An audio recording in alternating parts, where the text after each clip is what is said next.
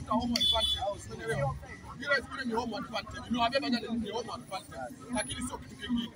Kwa mechi nyingine tunaomba kwamba wajitasubiri zaidi. Unapokuwa na striker kama yule, bora watu wangekuja kusajili mimi.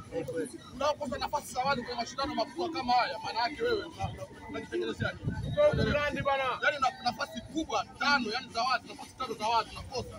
Unakuja kufunga kwa goli lile la kupata. Sawa, lakini tunaangalia kwa haya mashindano yanahitaji nini? Haya mashindano yanatakiwa ushinde. Unaona jana kilichofanywa Singida.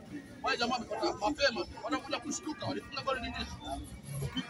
Wale yani nakwambia Farabati mwanzo walibugi kabisa kila kitu kwa chapa jao, wanatoa pasi kwa wachezaji wa Yanga, lakini mwisho wa siku Yanga wenyewe hawana wako makini, unaelewa?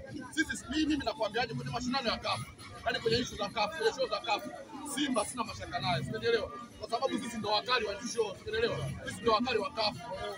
Sisi Simba kufunga Petro Atletico ni sawa sawa na kulaumiana, tunakula tu.